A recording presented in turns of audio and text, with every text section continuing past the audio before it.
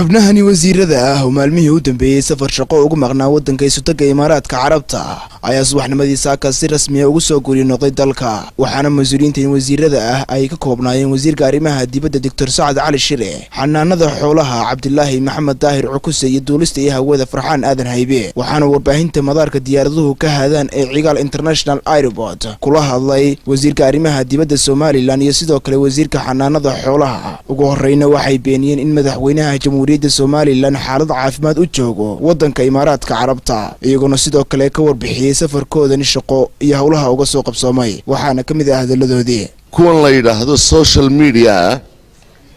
waxaan ku arkaynay hadal hayn tiro badan oo ay ku celcelinayaan caafimaadka madaxweynaha jamhuuriyadda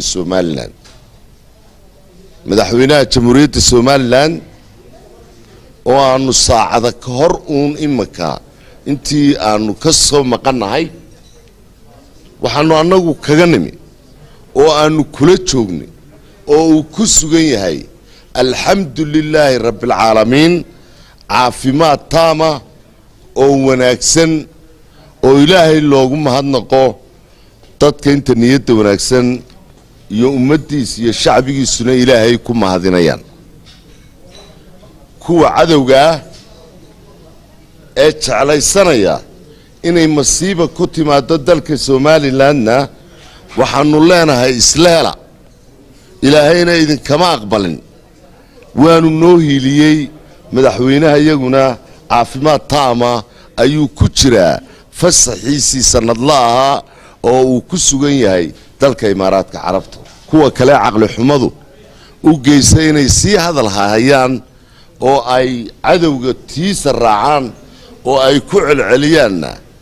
waxaan leenahay ilaahay iyagana ha garansiiyo wanaaga iyo qiimaha uu inoogu fadhiyo madaxweynaheenu intii xoolaha xiritaanka xoolaha ee Saudi Arabia xidhay inaynu dawladaha khaliijka ee waqtigan gacan saar kale aynu la kaashano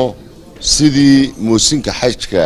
xilli hore loo bilaabi lahaa dhoofintoodii iyadoo horena ay dawladda Saudi Arabia noo iftiimisay inay diyaar u tahay inaynu xoolahaasi dirno xilligaasi marka ay dhammaystirmaan dhaqdhaqaaqyadii ay ku hubinayeen caafimaadka xoolaha intii aanu joognay waxaanu fursad u helay inaanu la kulanno dawladda Imaaraadka oo aanu ka wada hadalno saawarteena kala saxeexano heshiis la xiriira fulinta mashaariicda horumarka ee berigii hore aynu ku heshiinay ay koow ka tahay wadada isku xidha Berbera iyo Wajaale iyo madaarka madaniga ee Berbera iyada lafteeda waxaanu la kulannay shirkadda DP World oo aanu iska xog wareysanay halkii xaaladdu marayso iyo horumarka ilaa hadda la sameeyay marka si fiican ay labada shirbaba ay noogu dhiceen alxamdulillah waxaan rajaynaynaa muddo 3 casho gudahooda in injineeradu ay yimaadaan insha Allah bilaabi doona hawsha ugu horeysa ee xagga naqshadeynta jidka iyo madaarkaba aad bay maasantii وعبد السلام أحمد عود عبد جرماني Somali Cable TV Hargeysa.